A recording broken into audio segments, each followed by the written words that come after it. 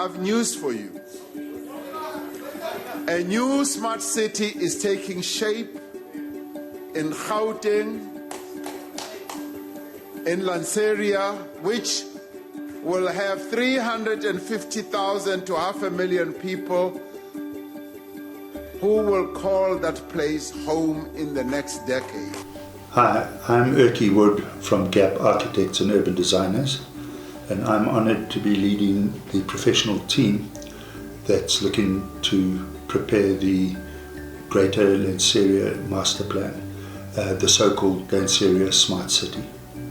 In February this year, the State President announced the Lanseria Smart City project in his State of the Nation address, and we're working on that at the moment, and we're asking communities and groups for their comment and input on that.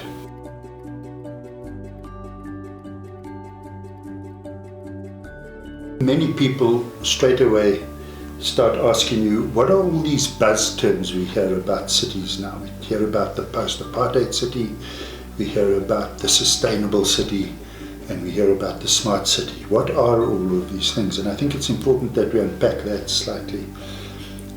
You know, probably since the 50s and 60s, people have been protesting against the idea of the apartheid city, the city that literally was designed by law to exclude people. Those people who apparently were going to be repatriated to some fabled homelands. And of course, that's something we've been having to put right for a long time, and we'll still spend many, many years coming to put all of that right. That's what's referred to, I suppose, as the spatial legacy of apartheid. What apartheid left physically in place that we've got to try and overcome now, because it doesn't work for a whole lot of people.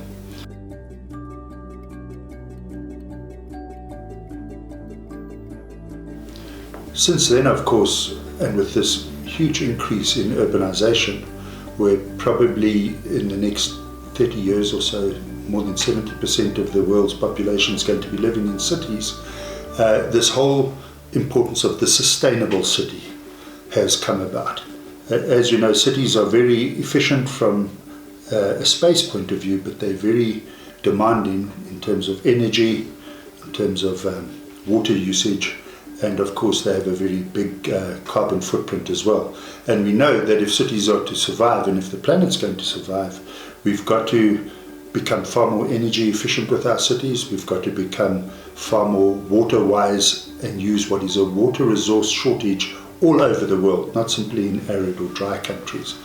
And of course we've got to know how to reduce our carbon footprint dramatically as well in all of that. So the sustainable city is another very important aspect of all of this.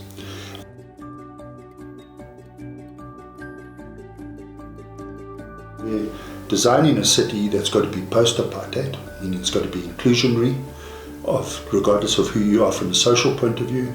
It's got to look at how do you give people the chance to latch their small little business onto the coattails of a much bigger kind of business that's located in that area as well. So we're looking for all those kind of economic drivers in Lanseria, in the smart city, that other little people can attach themselves to, because that's the inclusion economically.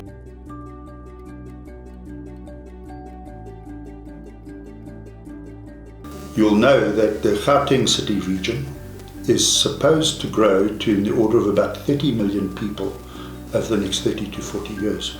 So we're at about 13 million people now. Okay? We've got a huge growth path ahead of us still. How are we going to do that in a way that everybody feels like they're part of this, that they're part of the Commonwealth?